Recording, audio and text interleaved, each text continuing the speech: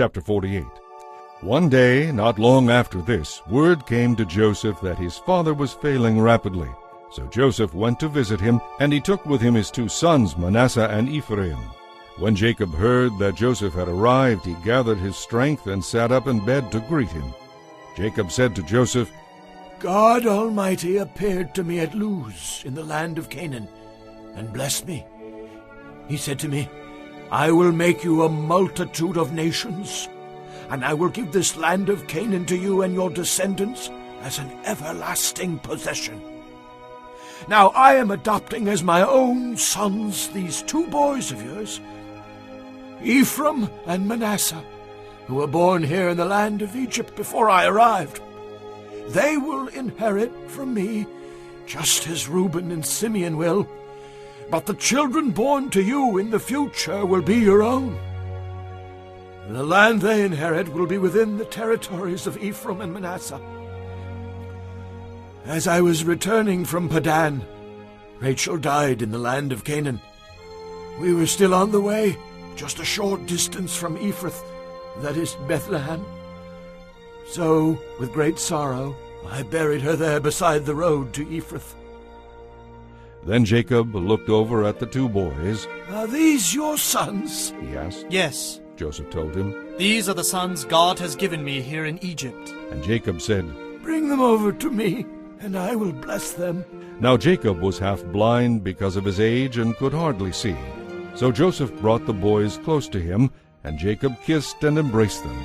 Then Jacob said to Joseph, I never thought I would see you again, but now God has let me see your children too. Joseph took the boys from their grandfather's knees, and he bowed low to him. Then he positioned the boys so Ephraim was at Jacob's left hand, and Manasseh was at his right hand. But Jacob crossed his arms as he reached out to lay his hands on the boys' heads.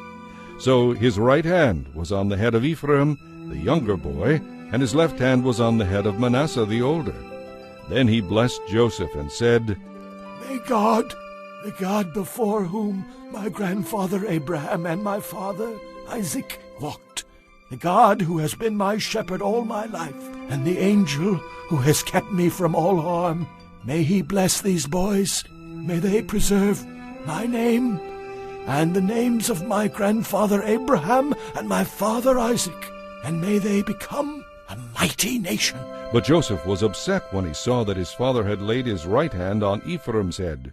So he lifted it to place it on Manasseh's head instead. No, father, he said.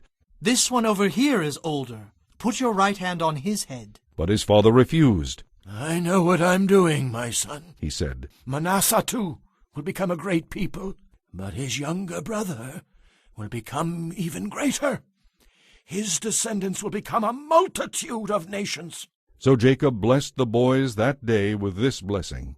The people of Israel will use your names to bless each other. They will say, May God make you as prosperous as Ephraim and Manasseh. In this way Jacob put Ephraim ahead of Manasseh. Then Jacob said to Joseph, I'm about to die, but God will be with you and will bring you again to Canaan, the land of your ancestors.